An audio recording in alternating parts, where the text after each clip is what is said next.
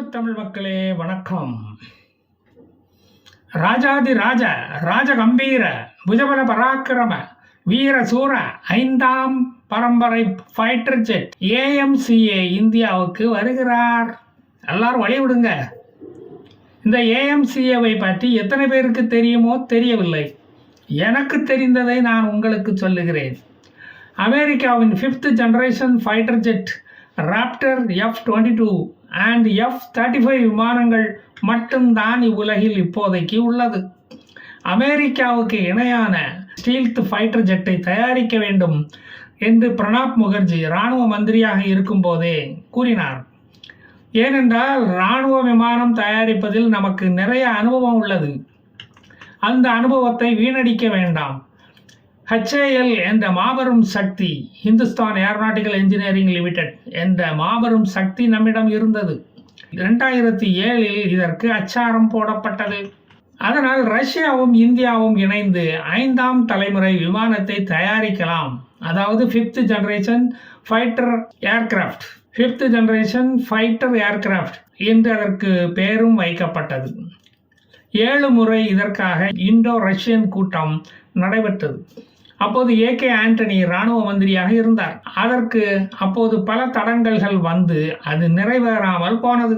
ஆனால் மோடி பிரதமராக வந்த பிறகு அதற்கு புதிய உத்வேகம் கொடுக்கப்பட்டது.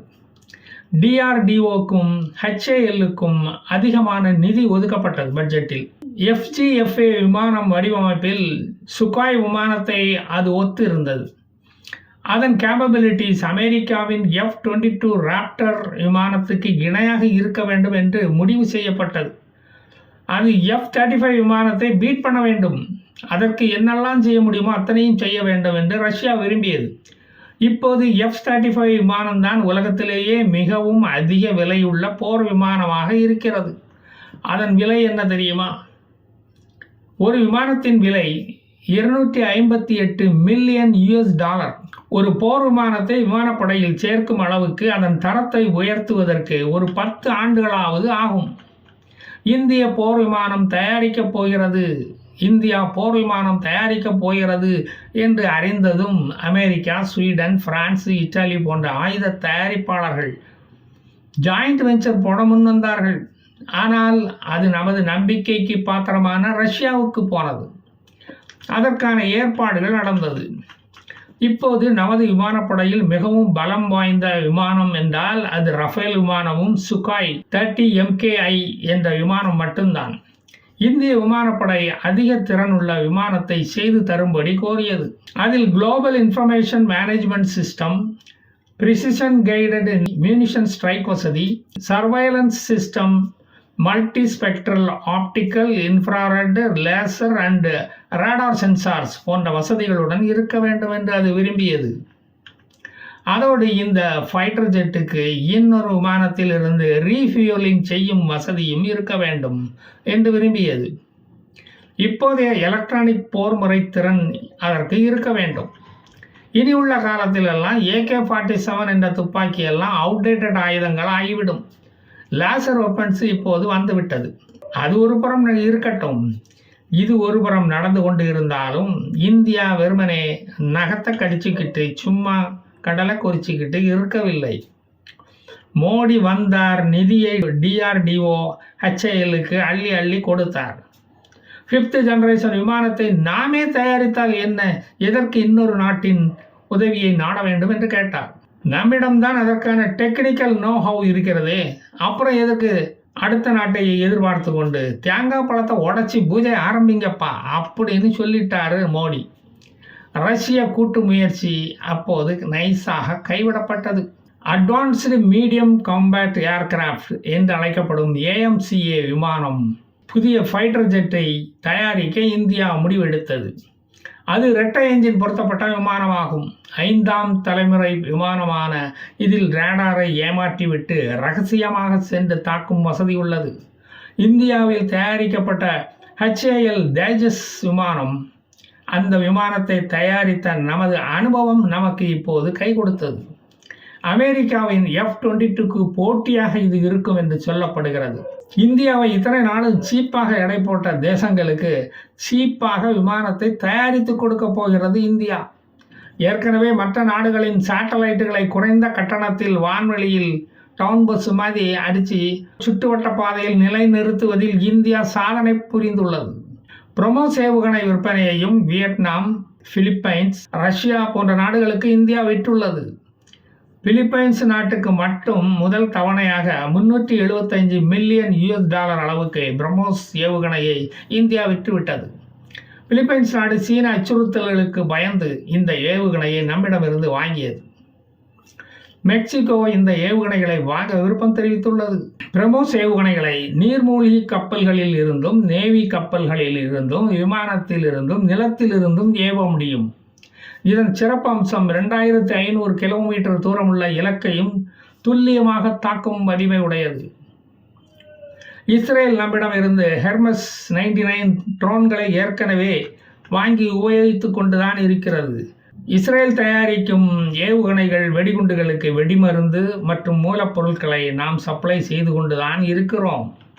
அதில் எந்த ரகசியமும் இல்லை. அமெரிக்காவுக்கு போட்டியாக ஆயுத விற்பனையை நாம் துவங்கும் நாள் வெகு தூரத்தில் இல்லை.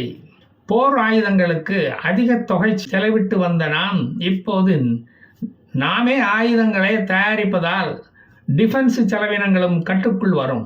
நம்மை சுற்றி இஸ்லாமிய, சீன தீவிரவாதிகளை வைத்துக்கொண்டு வாட்ஸ்அப்பை பார்த்து பொழுதை போக்கிட்டு இருக்க முடியாது. பார்த்துங்களா, இந்த AMCA முழு வீச்சில் தயாரிப்பில் இறங்க இன்னும் 10 ஆண்டுகளாகும். முதல் விமானம் தயாரிக்க 4 ஆண்டுகள் ஆகலாம்.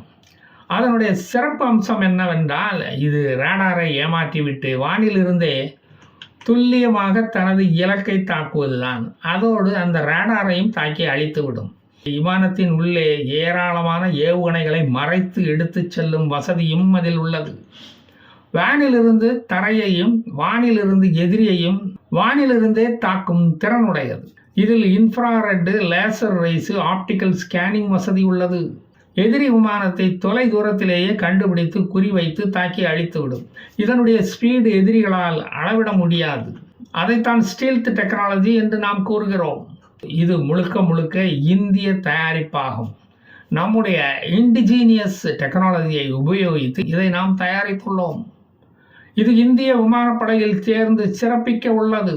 இதன் தயாரிப்புக்காக 15,000 crores நிதியை இந்தியா ஒதுக்கியுள்ளது. இந்த AMCA விமானம் 25 டன் எடை உள்ளது. 2 என்ஜின்கள் அதில் அடக்கம். ஒரு என்ஜின் பழுதானாலும் இன்னொரு என்ஜினை இயக்கி விமானத்தை ஓட்ட முடியும். எதிரியை ஏமாற்றும் திறனுடையது. என்ஜின் சப்தம் வெளியே கேட்காது, அது ரொம்ப முக்கியம். இதில் உள்ள 110 KN என்ஜின் இந்தியாவிலேயே முழுக்க முழுக்க தயாரிக்கப்பட்டது. மோடி ஆட்சிக்கு வந்ததும் ரஷ்யாவுடன் சேர்ந்து தயாரிக்க இருந்த FGFA ப்ராஜெக்டில் இருந்து இந்தியா நைஸாக நழுவிவிட்டது. அதெல்லாம் மோடியின் தனிப்பட்ட டிப்ளமேட்டிக் ராஜதந்திரம். நமக்கே அந்த திறன் இருக்கும்போது கூட்டு முயற்சி எதற்கு? இந்த போர் விமான தயாரிப்பை விரைந்து முடிக்க தனியாரையும் இதில் ஈடுபடுத்த உள்ளது. இப்போது 5ஆம் தலைமுறை விமானங்களை வைத்து இருக்கும் நாடுகள் அமெரிக்கா, சீனா, ரஷ்யா மட்டும்தான். அந்த வரிசையில் இப்போது இந்தியாவும் சேரப்போகிறது. இனி உள்ள காலங்களில் டிஜிட்டல் டெக்னாலஜி போர் முறையைத்தான் நாம் கடைபிடிக்கப் போகிறோம். அது போர் முறையே மாற்றிவிடும். இந்த 5ஆம் தலைமுறை விமானப்படை இந்தியாவை ஒரு அசைக்க முடியாத சக்தியாக மாற்றிவிட்டது. இந்த DRDOவும் HALம் அதற்கு வித்திட்டது நம் மோடி.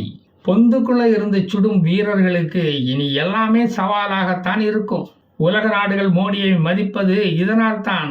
பாகிஸ்தானியர்கள் கூட எங்கள் நாடு முன்னேற மோடி மாதிரி எங்களுக்கு ஒரு தலைவர் வேண்டும் என்று டிவி விவாதங்களில் கூறுகிறார்கள். மோடியின் சாதனைகள் 1 அல்ல 2 அல்ல, அதற்கு ஒரு தனி வீடியோவையே போட வேண்டும். சமயம் வரும்போது அதை நான் வெளியிடுவேன். நான் மீண்டும் வருவேன் வேறொரு செய்தியுடன். ஜெய் ஹிந்த்.